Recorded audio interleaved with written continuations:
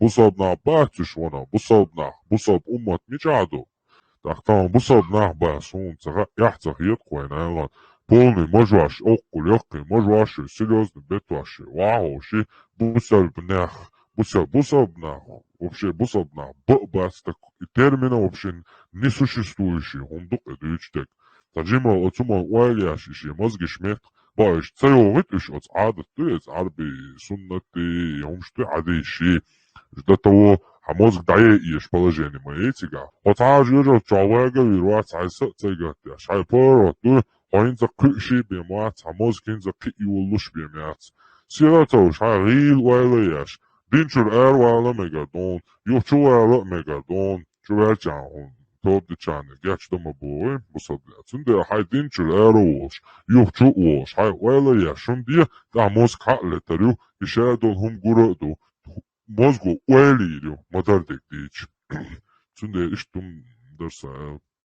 Братья и сестры, запомните эти лица. Они являются неверующими, которые пытаются распространить неверие среди чеченского народа.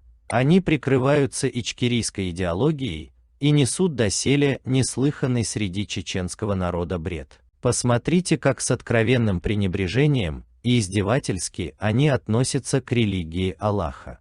Я специально не называю их имена, чтобы не рекламировать их. Некоторые из них называют себя коранитами, хотя к Корану они не имеют никакого отношения. Они не признают сунну пророка Мухаммада, да благословит его Аллах и приветствует. Если бы они следовали бы Корану, то поняли бы, что Коран приказывает следовать сунне. Так называемый коранизм открывает широкое поле для неверия, так как без сунны невозможно понять Коран и соблюсти основу ислама. Например, как совершать намаз, сколько раз в день его совершать, что нужно произносить во время намаза и так далее. Все это регламентируется сунной. А эти еретики хотят лишить нас этой основы.